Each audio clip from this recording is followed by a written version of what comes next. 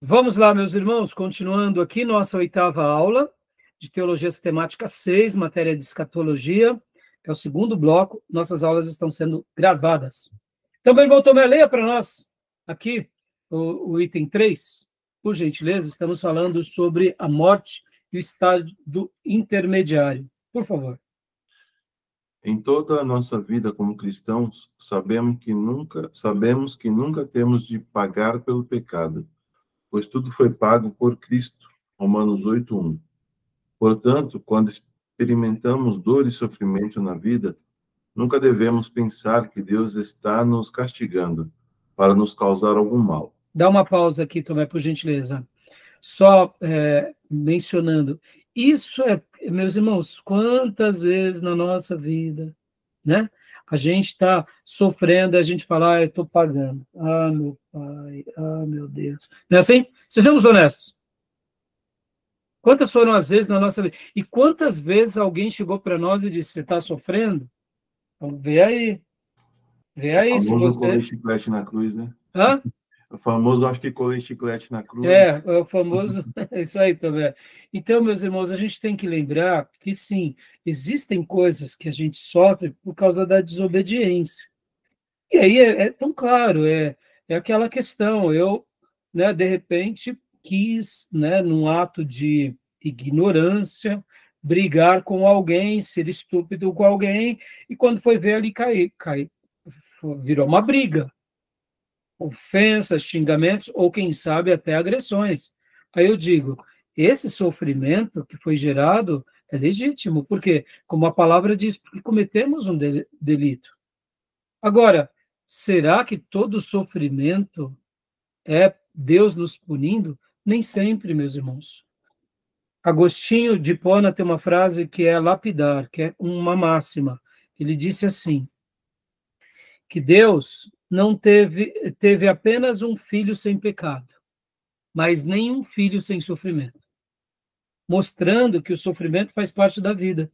Então, aqui, né, Deus usa a experiência da morte para completar a nossa salvação, ou seja, para nos fazer enxergar isso, porque tudo já foi pago na cruz, logo, se estamos sofrendo, não ache que isso, de fato, é um castigo. Pastoreie as minhas crises interiores. Passaremos por crises, meus irmãos. Eu passo por crises. Pastorear, muitas vezes, é administrar crises. Quantas foram as vezes na minha vida que eu já sofri pastoreando, ou me cuidando da minha família? E aí, pastor, é na crise, é num obstáculo que a gente, na tribulação que a gente aprende a romper o obstáculo. Então, faz parte da nossa vida, da nossa maturidade, da nossa resiliência. Guarde isso. Irmãos, eu gosto muito do esporte, porque um esportista, ele é levado à experiência de contra a própria dor. Pode ver que o esportista, ele geralmente ele vai ao encontro da dor e ele começa a viver com muitas dores. E aí eu pergunto para um esportista, você para por causa das dores? Ele diz, de jeito nenhum, porque eu quero levantar o troféu. Entendeu? É isso. A nossa sociedade é uma sociedade onde colocou o conforto como o fim último da vida, e não é o conforto. O conforto faz parte da vida, é gostoso ter conforto, mas eu diria, é uma ideia errada da vida, e é uma ideia errada do cristianismo, né? A experiência da dor, a experiência da morte, é uma experiência que nos dá resiliência, que nos cria força, que nos cria rigidez, que nos cria dimensão. Então, lembrem disso, tá bom? Não deixe com que o Jesus fofinho, a igreja do Jesus fofinho, te adoeça, tá bom? Porque, como eu disse lá no primeiro bloco, na igreja do Jesus fofinho, até o diabo é bonzinho, entendeu? E não é verdade, o diabo é mau, e a vida vai ser difícil. A vida que a gente muitas vezes sonha é uma vida tão colorida, meus irmãos, não, ela é preta e branca muitas vezes, viu? A vida real ela é preta e branca, tem hora que nem tudo é colorido. Pode ver a ideia do mar de rosas. Não, é um mar de rosas, sim, mas tem espinhos, né? Pode ver, meus irmãos, louvado seja Deus quando a gente aprende isso. Louvado seja Deus quando a gente sabe que para eu adquirir conhecimento, eu tenho que queimar pestana. Para eu criar resistência física, eu tenho que ir contra o sono, eu tenho que ir contra a dor. Agora, é claro, não vamos ir para o masoquismo, né? Provocar dores. Não, meus irmãos. Desfrute o momento de descanso, saiba, né, pedir para Deus também te dar esse equilíbrio, dizendo, no dia da folga, eu não vou ficar estudando, eu vou descansar, eu vou repousar, eu vou descansar em Deus. Mas fora disso, vamos trabalhar com afinco. Tá bom, meus irmãos? Então, continua para nós, Tomé, por gentileza. Às vezes... Às vezes, o sofrimento é apenas resultado de uma vida pecaminosa, de um mundo caído, e muitas vezes passamos por sofrimento porque Deus está nos disciplinando para o nosso bem. Mas em todos os casos, temos certeza, conforme Romanos 8:28, de que Deus age em todas as coisas para o bem daqueles que o amam, que foram chamados de acordo com o seu propósito. Amém, meus irmãos? Confiem nisso, tá bom? Amém?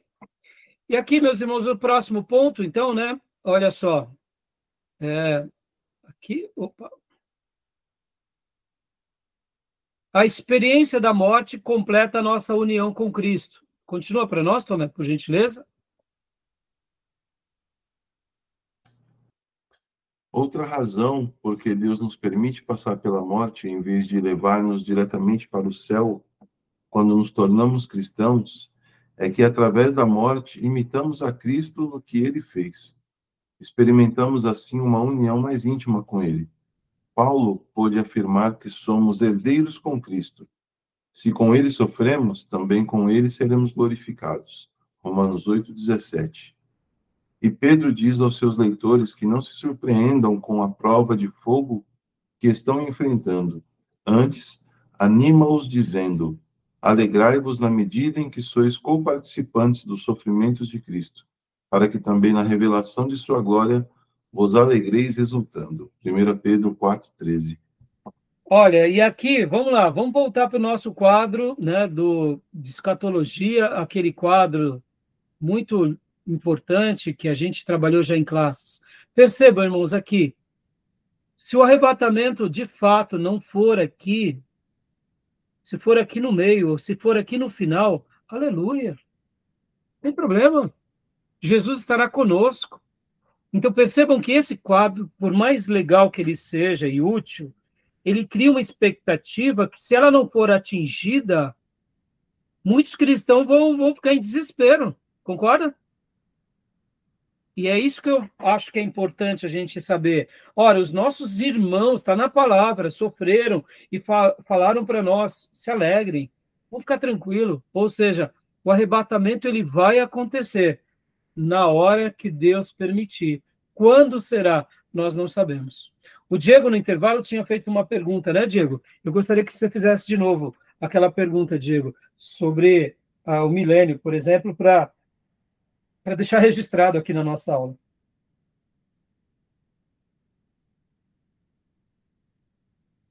Irmão Diego? Ele deve ter saído. Faz de novo a pergunta que você fez no intervalo, porque eu queria deixar registrado aqui para aqueles alunos que forem assistir a nossa aula depois.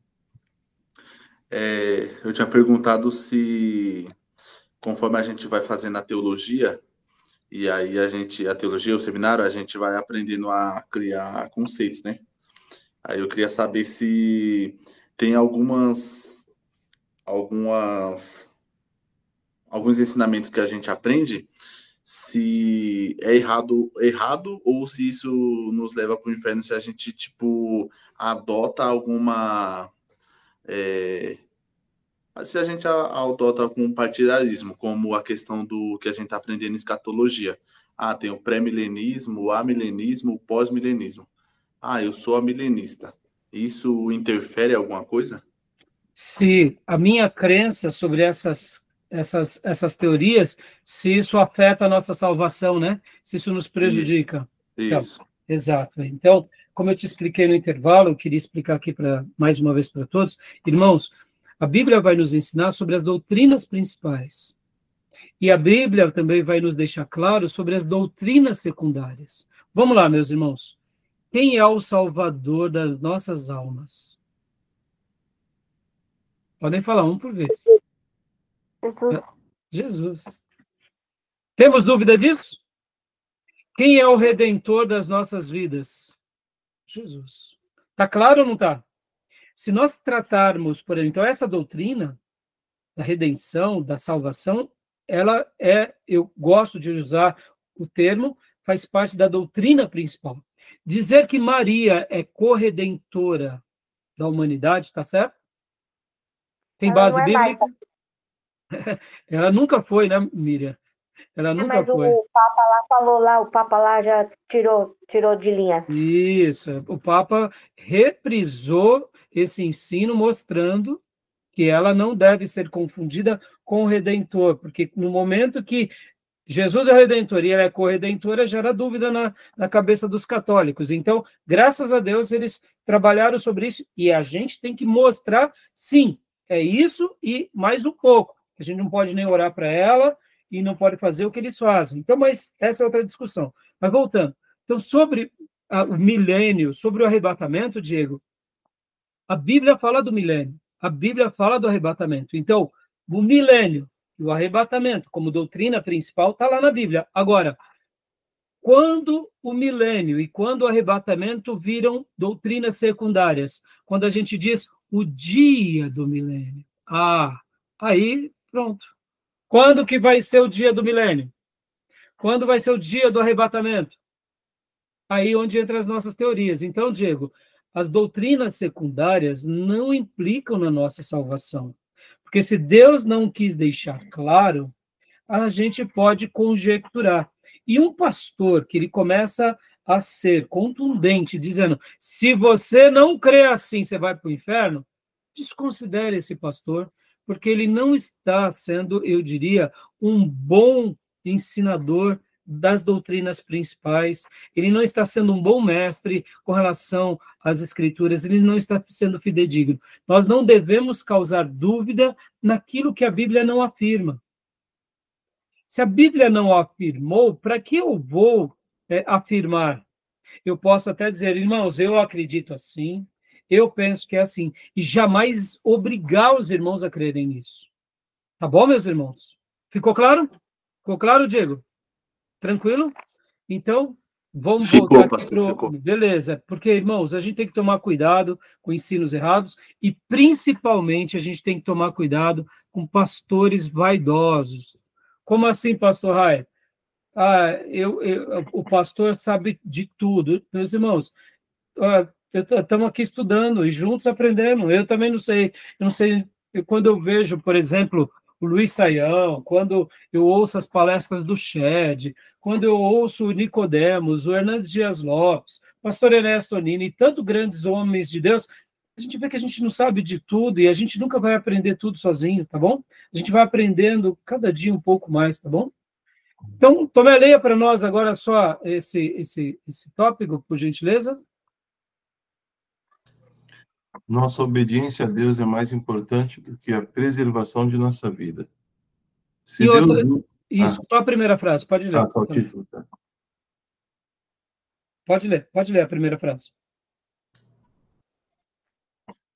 Nossa obediência a Deus é mais importante do que a preservação de nossa vida. Isso, pode ler até aqui, ó.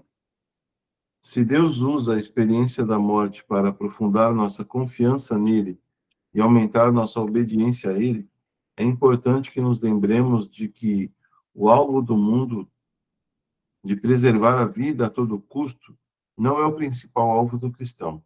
Obediência e fidelidade a Deus em qualquer circunstância é muito mais importante. Lembram, isso, até aí, tá ótimo. Lembram quando o Apocalipse fala em que algumas almas, né, estão lá no trono de Deus e que elas vieram da tribulação, lembram disso? Sim. Isso representa muito bem. não só o período que virá de tribulação, mas representa muito bem qualquer período que a igreja está passando. Hoje, por exemplo, os cristãos, sejam eles protestantes ou católicos, lá no Níger estão sendo perseguidos pelos islâmicos, estão morrendo. Ou seja, o que a gente acabou de ler agora, a gente pode estar aplicando na vida deles. Muitos irmãos estão perecendo simplesmente porque são cristãos e eles estão dedicando a vida deles como ofertas a Deus para não negar a fé. Amém, meus irmãos? Perceba, isso vai acontecer o tempo todo, como aconteceu no Velho Testamento com os profetas, com os homens que eram fiéis, como vai acontecer na história. Por isso que a gente não tem que temer, tá bom? Então, para a gente correr agora, né?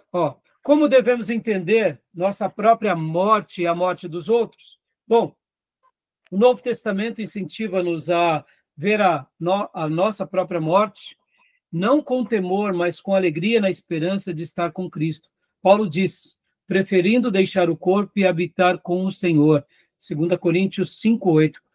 Quando estava preso, sem saber se iria morrer ou ser liberto, ele pôde afirmar, portanto, para mim, o viver é Cristo e o morrer é lucro. Entretanto, se o viver na carne traz fruto para o meu trabalho, já não sei o que hei de escolher. Ora, de um lado, de um e outro lado, estou constrangido, tendo o desejo de partir e estar com Cristo, o que é incomparavelmente melhor. É assim que a gente deve pensar, tá bom, meus irmãos? Tomé, leia para nós agora também sobre a morte entre os nossos parentes e amigos, por gentileza.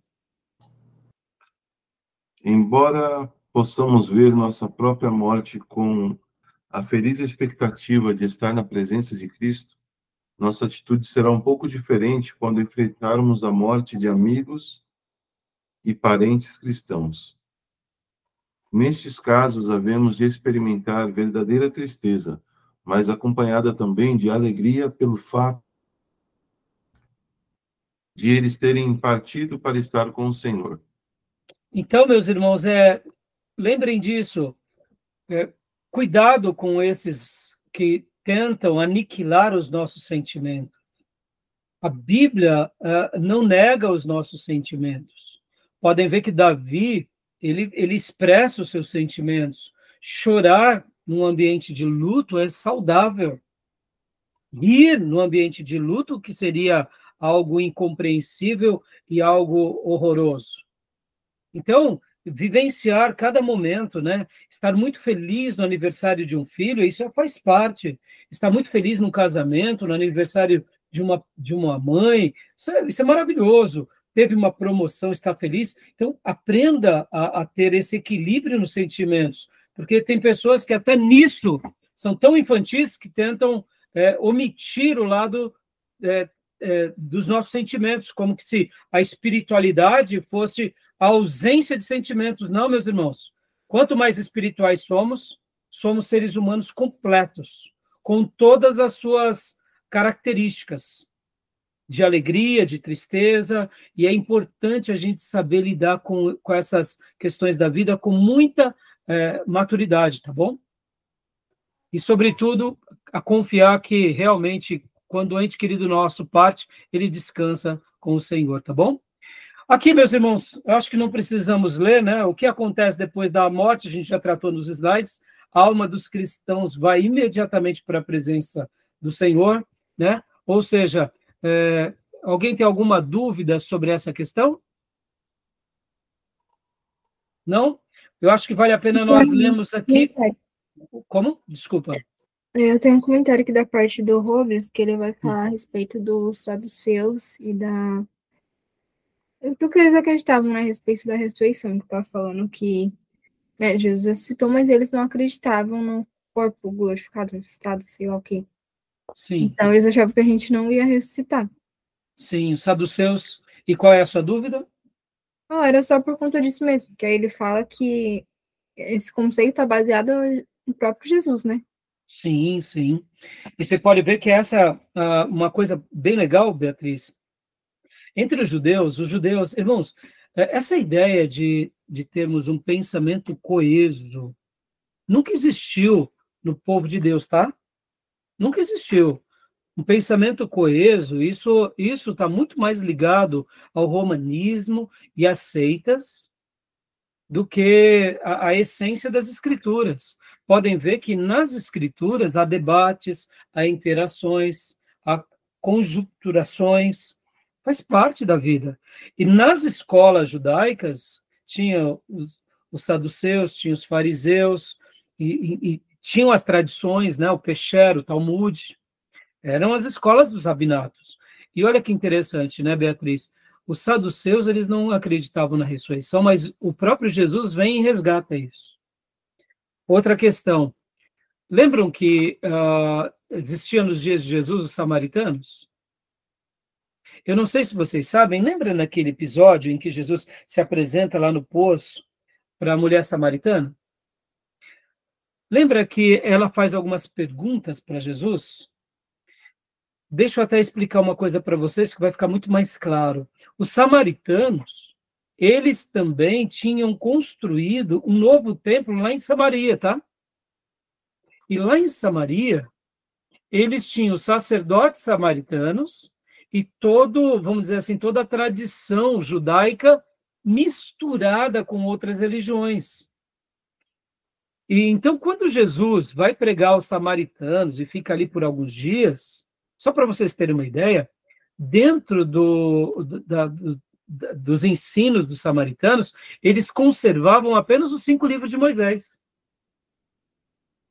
Os samaritanos não tinham as poesias de Davi, não tinham os livros históricos, os livros poéticos, os livros de sabedoria. Eles não tinham nada disso, meus irmãos. Não tinham os livros depois do cativeiro babilônico. Em outras palavras, os samaritanos, eles seguiam algumas coisinhas só do Velho Testamento.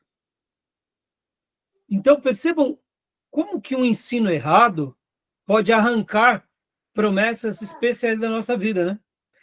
Os saduceus, por exemplo, de contrapartida, era uma escola dentro de Jerusalém, mas eles estavam negando esse princípio tão importante, que é o princípio da ressurreição. Interessante, não? Então, anular o ensino, uma doutrina, é deixar de se apropriar de promessas maravilhosas. Voltando a essa ideia de promessas. Olha que interessante, irmãos. Em que momento maravilhoso a doutrina da eleição e da predestinação vem para nós como um presente. Sabe quando? Na perca de um ente querido, principalmente um cristão. É nesses momentos que a gente descansa e a nossa alma sossega em Deus. Por quê? Porque, de fato, o nosso ente querido partiu nos braços do Senhor. Percebam que a doutrina da eleição, ela pode ser um bálsamo na nossa alma, aonde? No momento de luto. Quer ver um outro momento que a doutrina da eleição é um bálsamo na nossa alma? No momento de perseguição. No momento que a gente já não está mais aguentando as provações da vida.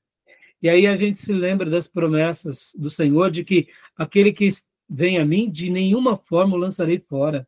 Aqueles que estão nas minhas mãos estão seguros. Ó, meus irmãos, que coisa mais doce que quando o chumbo está grosso, né, quando as setas estão aí sendo lançadas com seus dardos inflamados do maligno, e a gente se lembra dessas promessas do Senhor, é maravilhoso. Agora, a doutrina da eleição, quando a gente nega ela, a gente perde essas doçuras nos momentos, como eu acabei de dizer. Então, é isso aí, Beatriz, né? A morte, ela tem que ser lembrada, né, como um alento, e que a gente um dia, a gente vai, né, de fato, desfrutar, né, de tudo isso. Agora, leia para nós, Beatriz, esse ponto aqui, que é o ponto do purgatório. É muito legal esse ponto aqui. Leia para nós. A Bíblia não ensina a doutrina do purgatório. O fato de que a alma do cristão vai imediatamente para a presença de Deus significa que não existe algo como purgatório. Na doutrina católica romana, o purgatório é o lugar onde a alma do cristão é purificada do pecado, até que esteja pronta para ser aceita no céu. De acordo com essa posição, os sofrimentos do purgatório são dados a Deus como substitutos do castigo pelos pecados que os cristãos mereciam ter recebido e não receberam. E como mencionei já há pouco no primeiro módulo, meus irmãos, a obra expiatória de Jesus, ela precisa de ajuda nesse caso. E como eu ensinei, o Gruden, eu gostei muito da abordagem dele no livro, ele vai colocar aqui, inclusive, vai fundamentar da onde que os católicos eles se baseiam nessa doutrina, que é lá em 2 Macabeus 12, do 42 e 45. Ou seja, não é um livro canônico, é um livro apócrifo, né? Então, assim, fica bem claro para vocês que o purgatório não deve ser algo considerado por nós? Tudo bem? Querem fazer alguma pergunta? Tem alguma dúvida sobre o purgatório? O purgatório é tipo um lugar que a pessoa fica ali se purificando? Exato, Miriam. Morta? Exatamente. Pensa assim, Miriam, vamos lá. Morreu o irmão, mas o irmão ainda, né, o irmão dava umas derrapadas aqui, outra colar. Então, o que acontece? Agora ele está se purgando, ele está se purificando, antes de adentrar na vida eterna. E por essa razão, nós, aqui, somos servos de Deus, fazemos as nossas orações, intercessões, para que Deus vá trabalhando nele e ele saia, né? Ele seja limpo e purificado para que, de fato, ele adentre na vida de glória. E aí, diante do catolicismo, aqueles santos que foram canonizados vão estar trabalhando naquela pessoa também, intercedendo por ele, mediante as nossas penitências, as nossas petições, para que ele saia daquele lugar, né, por exemplo, e entre na vida eterna. Ou seja, percebam que nesse conjunto de informações, a gente está vendo que a obra de Cristo é incompleta. A obra de Cristo precisa de uma ajuda. Então, vamos lá, meus irmãos, vamos pegar um exemplo aqui bíblico. Será que o ladrão da cruz não deveria ter ido para o purgatório se nem batizado ele foi? Ele foi condenado como ladrão ao lado do outro. Mas será que ele não poderia ter ido, né, direto ali para o purgatório? Por que Jesus mandou ele direto para o paraíso? Jesus, eu acho que não vigiou, né? O que vocês acham? Foi só pela graça, né? Entendeu? Então, o ladrão na cruz é o grande exemplo bíblico de que purgatório não existe. Essa ideia é uma ideia pagã. Agora, vamos lá. A ideia do purgatório, ela recebe um certo consolo na nossa mente falida, na nossa mente fadada ao pecado? Principalmente quando morre um crente desviado, ou um católico que não é mais praticante, concorda? Concorda que a ideia do purgatório, ela acaba sendo quase que aquela ideia que o nosso irmão Diego falou no primeiro módulo, dos Mormons, que você se batiza por eles? Ou seja, que você completa a obra na vida deles, ou que você tem uma participação? Sejamos honestos, meus irmãos. Vamos imaginar aqui Davi, que viu dentro da sua casa um filho matar outro filho.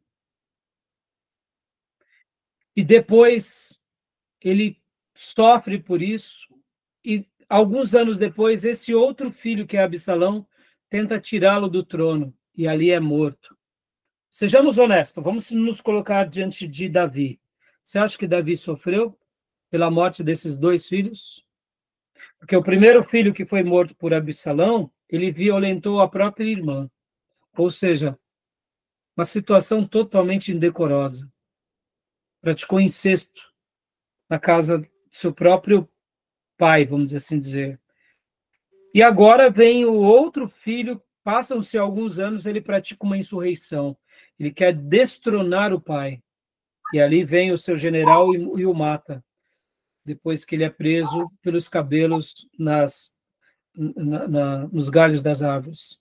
Percebam? Você acha que Davi, tendo a possibilidade, se isso fosse uma doutrina bíblica, Deus não teria falado para Davi: ó, Davi, ora aí, quem sabe Deus vai purgar por Amon por Absalão. Vocês estão entendendo? Agora, biblicamente, temos exemplos disso? Não temos, irmãos. Entendeu? Então, o purgatório, ele vem para nós como uma ideia religiosa que apazigua a nossa mente, que muitas vezes sofre por causa de um ente querido que partiu. E nessa hora, meus irmãos, mais uma vez, não julguemos. Mesmo aquela pessoa que partiu, que foi desviado, ou que escolheu algo errado, ou que praticou algo errado, e ali no meio daquilo morreu. Lembro que na última aula, na aula 7ª, eu tinha dito que, sobre essas questões da salvação, a gente não julga. Porque até mesmo como eu preguei domingo, sobre essa pauta, é Deus que pertence. A gente não deve julgar, mas ao mesmo tempo também a gente não deve dar promessas para os irmãos que a Bíblia não nos prometeu. E aí, pastor, e no momento de velório, o que a gente fala? Meus irmãos, a gente consola as pessoas, a gente lê uma palavra, a gente fala sobre o plano de Deus, o Deus que consola a todos. E a gente não fica apontando o dedo do julgamento, porque seria muita insensibilidade da nossa parte. Tá bom, meus irmãos? Tudo bem até aí sobre a questão do purgatório? Beatriz, você está com o seu livro-texto aí? Tô. Abre na página 688, por gentileza, no primeiro parágrafo, um problema ainda mais sério. Leia para nós esse parágrafo. 688 do nosso livro-texto. Leia esse parágrafo para a gente, por gentileza. O primeiro parágrafo, um problema ainda mais sério com essa doutrina é o fato de que ela ensina que é necessário acrescentar algo à obra redentora de Cristo, porque a sua obra redentora em nosso favor não foi suficiente para pagar a pena por todos os nossos pecados.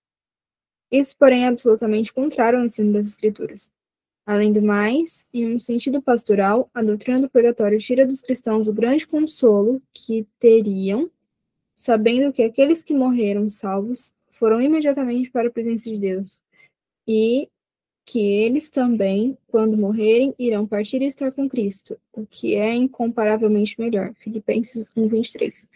De contrapartida, meus irmãos, porque eu gosto de dizer que sobre o tema da salvação a gente não julga. Guardem isso, porque nós não sabemos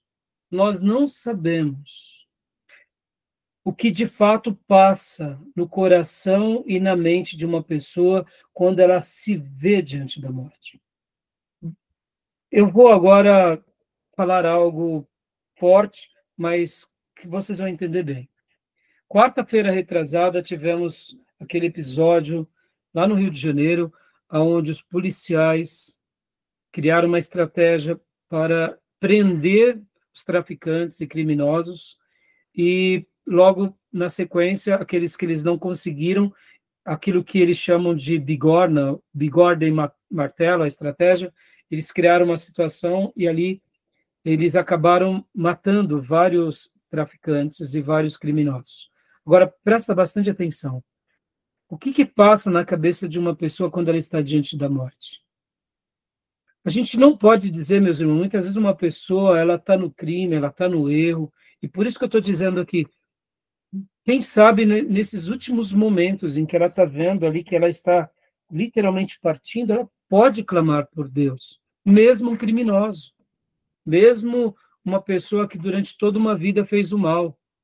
Eu já presenciei casos assim, em que pessoas se viram diante da morte, e eram pessoas extremamente hostis ao Evangelho, e o que elas fizeram nessa hora? Elas se renderam a Cristo. Percebam? Por isso que a gente não pode julgar nem mesmo aquele que tenta, muitas vezes, por um momento de depressão ou desespero, tirar a sua vida. É claro que a gente jamais vai ser complacente com isso, mas a gente não pode julgar, porque muitas vezes, naquele momento de angústia, de agonia, ou quem sabe, como um criminoso, né, está fugindo da polícia, ele vai clamar por Deus, ele sabe que vai morrer. Então, muitas vezes, lá nos céus, a gente vai ter muita surpresa. Como alguém já disse, muitas pessoas que nós não imaginávamos iremos ver, e muitos outros que nós imaginávamos, quem sabe a gente não vai ver.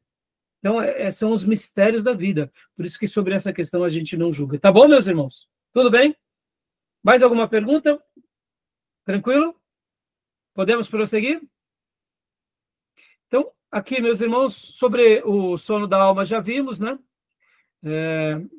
Não temos, creio que vocês não têm nenhuma dúvida, né? Sobre aquela questão que eu falei para vocês do limbo patrum. O que seria isso, irmãos? Era uma teoria, olha só, leia para nós, Beatriz, aqui, por gentileza, esse ponto C. Olha que legal. Isso daqui é muito interessante. Será que os salvos do Antigo Testamento foram imediatamente para a presença de Deus? Alguns têm dito que, embora as almas dos salvos, desde a ressurreição de Cristo, vão imediatamente para a presença de Deus no céu, as almas dos salvos que morreram antes da ressurreição de Cristo não desfrutaram das bênçãos do céu, mas foram para determinado lugar, aguardando até que a obra redentora de Cristo fosse completa. Às vezes é chamado de limbus patrum, ou simplesmente limbo. Essa posição é especialmente comum na teologia católica romana, mas também tem sido defendida por alguns luteranos. Parte do fundamento dessa doutrina vem de uma interpretação particular da ideia da descida de Cristo ao inferno, que já discutimos no capítulo anterior. Ou seja, Jesus foi ao inferno, então Jesus foi tirá-los desse limbus patrum. Meus irmãos, o que Jesus foi fazer ao descer ao inferno, nós deduzimos, mas nós não sabemos. O que ele pode ter feito, pastor? Qual que é a grande dedução? O que vocês acham que Jesus foi fazer ali, quando ele desce ao inferno? Não foi tomar a chave da morte? Exatamente. É o que nós deduzimos. Agora, meus irmãos, dá para a gente saber o que mais? Não dá. Vocês estão entendendo como é complexo? Deu para entender? Ficou claro aqui que essa ideia do Velho Testamento ela não tem muito nexo, né? Tá bom? Alguma pergunta sobre isso? Alguma dúvida? Então, vamos lá, para o próximo. Vamos passar aqui. Bom, orar pelos mortos, a gente já viu, né, meus irmãos? Está claro que não, né? As almas dos descrentes também está claro para nós, né? Tudo bem? Agora, vamos falar um pouco sobre a glorificação. Essa parte é muito legal, né? Vamos trabalhar um pouco sobre a glorificação? Vamos lá? Ó, deixa eu compartilhar aqui para vocês o slide do Gruden. Leia para nós, Beatriz, por gentileza. Glorificação é o passo final da aplicação da redenção. Ocorrerá quando Cristo voltar e levantar dentre os mortos o corpo de todos os cristãos que morreram, de todas as épocas, reunindo-o com a alma de cada um, e mudar o corpo de todos os cristãos que estiverem vivos, dando assim ao mesmo tempo a todos os cristãos um corpo ressurreto como o seu. Então, meus irmãos, a glorificação, ela é uma doutrina bíblica, que a gente não pode perder ela de vista nunca, tá bom? Continuando aqui, meus irmãos, a gente vai ver glorificação tanto no Antigo Testamento quanto no Novo Testamento, nesses textos que vocês estão vendo agora. Ó, o corpo será semelhante ao corpo ressurreto de Cristo, ou seja, você e eu teremos um corpo parecido com o de Jesus, como está lá em 1 Coríntios 15, 20 e em diante. Os ímpios serão ressuscitados para o juízo, ou seja, a ressurreição é para o cristão e para os ímpios, tá bom? E a terra também será renovada, como está tanto em Gênesis 3, do 17 ao 19, como em Romanos 8, 21 ao 23. Ou seja, a glorificação que a Bíblia nos ensina é um período majestoso que atinge todos os seres. Atinge os crentes, os ímpios e o planeta. Agora, vamos lá, meus irmãos, percebam que tudo isso está muito ligado a tudo aquilo que a gente já aprendeu aqui, ó. Olha só, mais uma vez. Por isso que quando a gente começa a entender as doutrinas bíblicas, lembra que Pedro fala que o mundo será transformado pelo fogo, né? Dando uma ideia de purificação. Percebam, os servos de Deus ressuscitarão, os ímpios também ressuscitarão, Os servos de Deus terão corpos como o de Jesus, e os ímpios ressuscitarão com corpos para serem lançados no lago de fogo e enxofre. Por isso, meus irmãos, que a gente precisa pregar o evangelho. Não tem um plano C. Ou é céu ou é inferno. Não tem um meio, não tem um caminho alternativo. Tá bom? E o planeta também passará por uma transformação. Percebam que essas doutrinas bíblicas que a gente está estudando tem tudo a ver com a escatologia, né? Tá bom? Então, voltando aqui, vamos lá. Aqui para... O que mais? Bom, e aí vem, claro, a grande união com Cristo, que será esse momento de o corpo glorificado, né? Opa, a grande união com Cristo. Espera aí, aqui. A união com Cristo. A união com Cristo é uma expressão usada para resumir diversas relações distintas entre os crentes e Cristo, por meio das quais os cristãos recebem todos os benefícios da salvação. Wayne Grudem. Então, a união com Cristo, mais uma vez, meus irmãos, percebam, a união com Cristo é aqui as bodas do Cordeiro?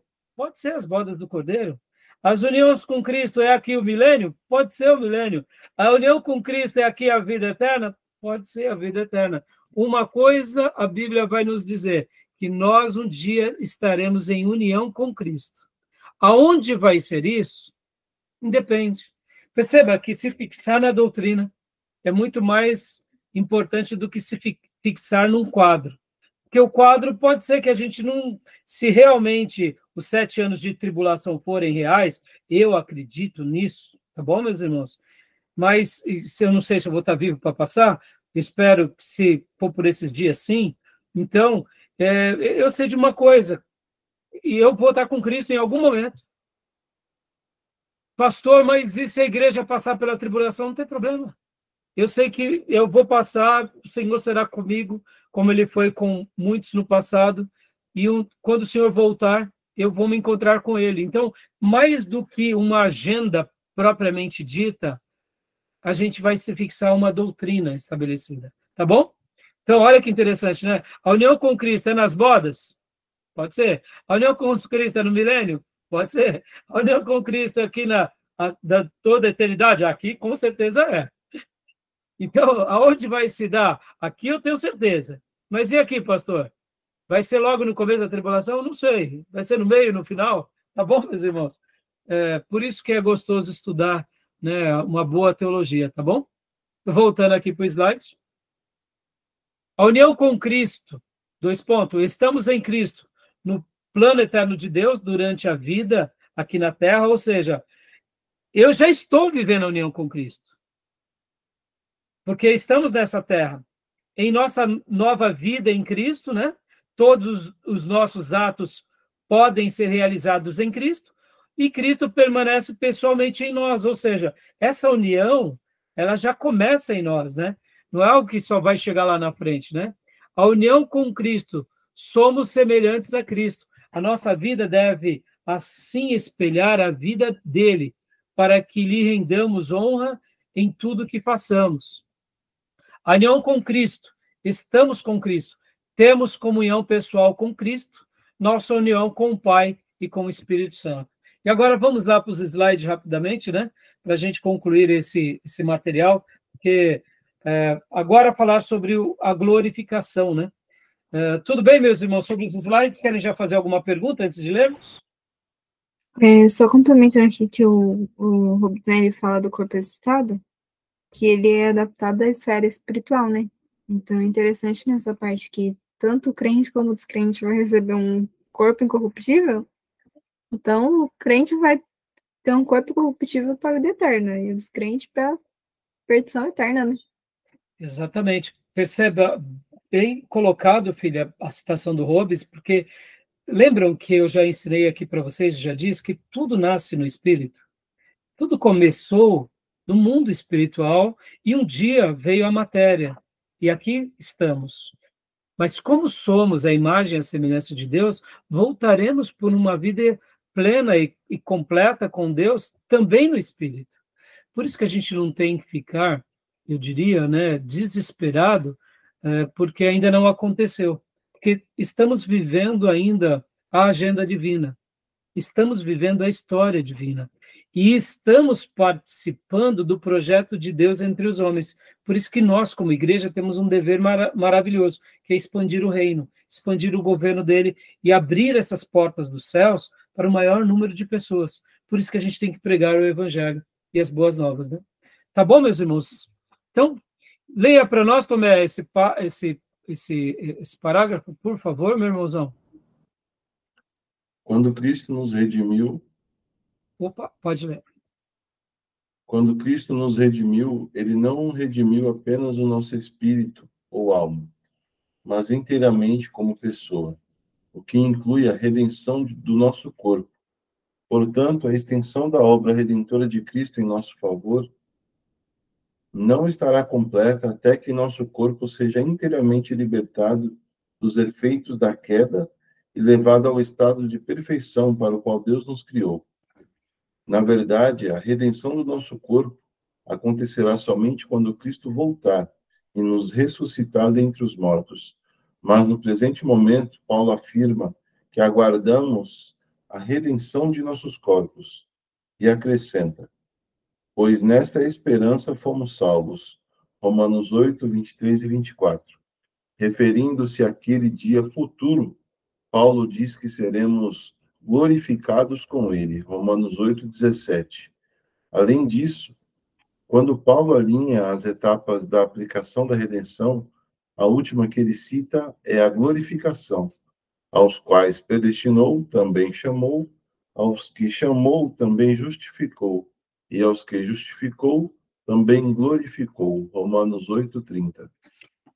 Meus irmãos, a doutrina da glorificação, ela é tão maravilhosa e ela é consoladora. Vamos lá, vamos aplicar aqui. É por isso que a gente tem que saber que enquanto estivermos nesse corpo, a gente vai passar por momentos difíceis, angustiantes. E o que fazer? Buscar a Deus, se refugiar debaixo das asas inquebráveis do Senhor, ir ao esconderijo do Altíssimo, que de alguma forma ele nos dará escape. Mas, sabendo que a glorificação se dará lá na frente, vem para nós essa doutrina como uma grande centelha de esperança. Ou seja, é esperança. Logo, se Deus foi com os apóstolos, se Jesus sofreu, por que eu não sofreria? Mas ele venceu, ele diz: tenha um bom ânimo, então eu vou vencer. Logo, no momento em que também eu me vejo como uma pessoa fraca, falha e pecadora, nenhuma novidade, porque dentro da doutrina da glorificação, nós vemos a nossa finitude, nós vemos a nossa incapacidade, e também, de alguma forma e medida, nós criamos mais esperança. Aonde? Em Deus, de saber que somente Ele nos livrará desse corpo falho, das nossas limitações. E por isso que a doutrina da glorificação, ela também é uma doutrina que nos enche de esperança. E, ao mesmo tempo, de bom senso. Porque, irmãos, quando a gente cria uma expectativa maior do que é aquela pela qual temos, isso nos frustra. Quando a gente começa, por exemplo, a se sentir que somos muito maiores do que aquilo que de fato somos, isso pode também nos causar alguns danos. Na doutrina da glorificação, a gente vê mais uma vez a nossa pequenez. A gente vê mais uma vez o quanto somos dependentes de Deus. E, ao mesmo tempo, a gente aguarda ansiosamente que chegue esse dia. Então, essa doutrina, Paulo coloca muito bem ela lá para o futuro. E isso só demonstra o seguinte, irmãos: não tem uma cobrança de si além das expectativas. E talvez você me pergunte: pastor, então quer dizer que, já que eu não estou conseguindo vencer, eu vou entregar os pontos. Não, não é isso que a Bíblia ensina. O que a Bíblia vai ensinar é o seguinte: lute a boa batalha da fé. E enquanto você estiver aqui, né, nesse seu corpo, lute crendo que você vencerá, porque as promessas de Deus sobre a glorificação é futura, mas as promessas de Deus de vencer o diabo é presente. As promessas de Deus de ter um escape é presente. Ou seja, saiba lidar com essa situação. Porque muitas vezes a gente pode ir para os extremos, né? Ou não crer na glorificação e crer que não tem jeito para a nossa vida, ou também não esperar em Deus, achando que eu não consigo vencer. E eu quero te dizer, meus irmãos, mais uma promessa. O Senhor nos disse que conhecereis a verdade e Ele vos libertará. Meus irmãos, nunca percam de vista isso. Se o Filho vos libertar, disse o Senhor, verdadeiramente sereis livres. É possível, pela graça de Deus, nós, em vida, desfrutarmos de milagres maravilhosos na nossa vida. E, pastor, e quando a gente estiver, muitas vezes, passando ali, né, pelo limbo do desânimo, meus irmãos, ore e busque a Deus. E eu gosto demais desse texto aqui, meus irmãos, que está em Romanos 8, vou até compartilhar com vocês, Romanos 8, versículo de número 11. Esse texto, para mim, ele é uma oração. Todas as vezes que na minha vida eu me encontro em algum dilema que eu olho para mim e digo, não vou conseguir vencer. Eu me lembro desse texto de Romanos 8, 11. Olha só o que diz Romanos 8, 11. Ó.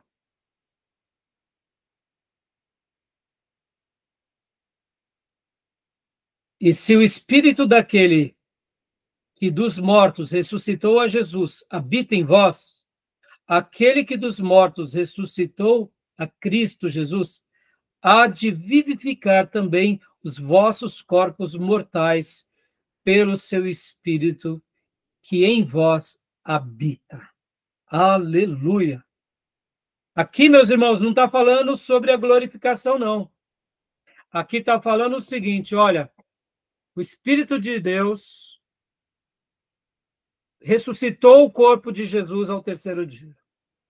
E esse mesmo Espírito de Deus, quando habita em você, ele pode vivificar também, perceba, também, os vossos corpos mortais, pelo seu Espírito que em vós habita. Aqui não é futuro, é agora.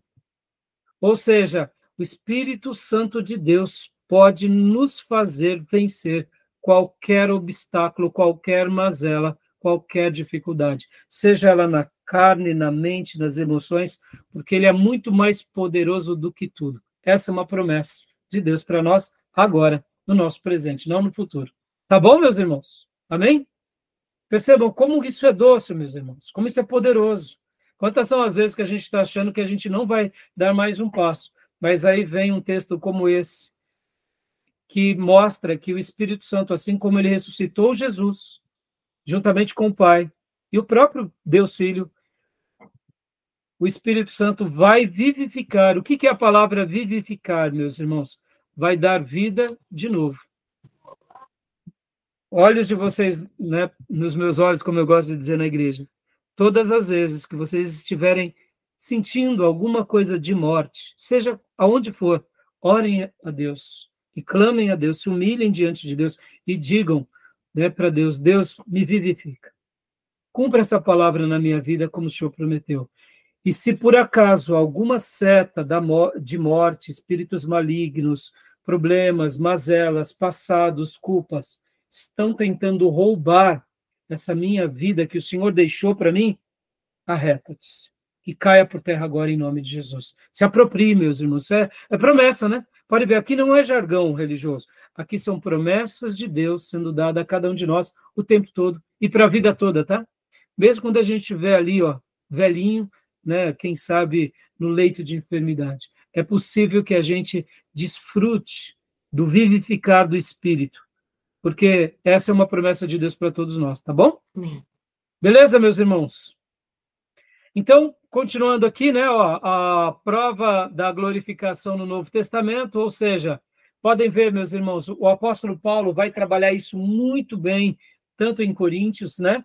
Ele vai mostrar que a gente vai ter um corpo ressurreto. E aqui, meus irmãos, aqui os jovens gostam de perguntar, né, com muita, muitas vezes com muita sagacidade. Opa, desculpa, eu esqueci de mudar. Os jovens gostam de perguntar assim, pastor, e aí, como que vai ser o corpo glorificado? Né? Como que vai ser esse corpo glorificado, pastor? E a irmãzinha que morreu ali, que nem um maracujazinho, toda enrugadinha, toda encurvadinha, né? O corpo glorificado dela vai ser todo enrugadinho, meus irmãos. Coisa de jovem, viu, meus irmãos? E a criança, pastor? E a criança que partiu, né? Mais nova, como que vai ser o corpo glorificado? Meus irmãos, aí a gente não tem respostas, tá bom? Eu só sei de uma coisa, vão ser corpos benditos, corpos onde essas pessoas vão desfrutar o máximo do seu potencial. Agora, se a criança que partiu, bebê, ela vai lá no céu ser um bebezinho, se o irmão que partiu ancião, como que vai ser? Não me pergunte, tá bom? Porque muitas vezes os jovens, quando começam a perguntar sobre essas questões, deixam a gente em péssimos lençóis, porque de fato a gente não sabe como tudo isso será. Eu só sei de uma coisa, eu vou ter um corpo glorioso, como é do meu mestre, que não terá mais pecado, que não terá mais limitações, e que para sempre eu servirei a Deus e o adorarei diante dele, cumprindo com todos os propósitos dele. O que mais, eu não sei. Né? A gente não sabe. Eu não sei se lá no céu eu vou ter cabelo, tá bom, minhas irmãs? As irmãs que faz chapinha, eu não sei se lá o cabelo das irmãs vai virar anjinho, né? Tudo loirinho, ou se vai voltar precisar de uma chapinha, não sei. Essas são as nossas perguntas. As irmãs, né? Isso daqui é coisa da nossa natureza caída, tá bom, meus irmãos? O irmão que tinha uma orelha de tapogijo e aí fez uma cirurgia para diminuir a orelha. Pastor, como que vai ser lá na glória? Não sei, não me pergunte. Aí é com o Senhor, tá bom? Joia? Tudo bem? Já tiveram algumas dúvidas com relação a essas ou não? Algumas. Né? Aqui, meus irmãos, olha, nesse ponto, né, ó, as bases da glorificação do Antigo Testamento. Podem ver que o diálogo de Jesus com Marta e Maria, nós vemos que eles criam na ressurreição, né? Então, isso é muito lindo para nós, porque é uma verdade presente. E a glorificação e a ressurreição, elas eram algo sempre muito ansiados por cada um dos servos de Deus, tá bom? Então, eles aguardavam isso, né? Com que se parecerá o corpo da ressurreição, meus irmãos? O corpo da ressurreição, leia para nós, Beatriz, por gentileza. Se Cristo ressuscitará o nosso corpo dentre os mortos na ocasião de sua volta, e se o nosso corpo será semelhante ao corpo ressurreto de Cristo, 1 Coríntios 15, 20, 23, 49, Filipenses 3, 21, com que se parecerá o nosso corpo ressurreto? O fato de que o nosso corpo será incorruptível significa que ele não se desgastará, não envelhecerá e não estará sujeito a nenhuma enfermidade ou doença. Será para sempre um corpo plenamente saudável e forte. Pode ser até aí. Em outras palavras, meus irmãos, é um corpo que jamais estará voltado a qualquer tipo de corrupção ou desgaste, tá bom, meus irmãos? Então, creiam nisso porque, percebam, não importa quando será, o importante é que teremos corpos glorificados, corpos gloriosos. Essa é a promessa do Senhor, tá bom? E agora, para encerrar, né, toda a criação também será renovada, como a gente aprendeu. Então, essa é uma verdade para todos nós, para sempre, tá bom? Tudo bem até aí, meus irmãos? Tranquilo? Alguma pergunta? Pastor, alguma dúvida? Queria saber sobre a trombeta, pastor. A trombeta, filha? Que A você trombeta queria saber? tem instrumento daqueles que tocam nas igrejas, trombeta, será? No ressoar da última trombeta, né? O Senhor voltará, né, filha? Os mortos ressuscitarão, incorruptíveis. Então, pois é, nós acreditamos que... Direto.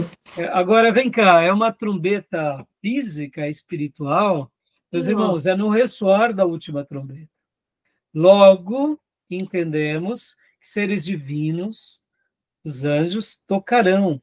E detalhe, é um som espiritual, mas que se repercute no mundo físico. Porque a Bíblia diz que todos ouvirão. todos ouvirão. Então, perceba, é espiritual, mas é aqui, mais uma vez, onde entra esse lado físico, né? Da materialidade do milagre. Então, é uma trombeta sim, filha. Não se preocupa, não. Os mortos ressuscitarão e os vivos serão arrebatados num piscar de olhos. Tá bom, filha? Eu acredito. Lembram que nós trabalhamos aqui já que no Apocalipse tem muitas doutrinas, mas também no Apocalipse tem muitas metáforas. Algumas coisas a gente não sabe entender, mas outras eu creio ser literal. Essa da trombeta, para mim, é literal, tá bom? Tá bom? Beleza, meus irmãos? Vamos parar aqui para a gente ir para o último ponto, para o último bloco? Sim. Tá bom? Alguma pergunta? Algum acréscimo? Né? Aqui, ó, os descrentes serão ressuscitados para o julgamento do dia do juízo, né? Nenhuma dúvida sobre essa questão? Alguém quer fazer algum comentário? Alguma pergunta? Né? Podem ver que aqui onde vem as teorias das ressurreições, né? Então, a gente vai fechar aqui e vamos ir para o último bloco e a gente conclui, né, os capítulos do Grudem. Vamos trabalhar na união com Cristo, tá bom? Tudo bem? Podemos fechar? Vou parar aqui a gravação. Só um minuto, voltamos em instantes.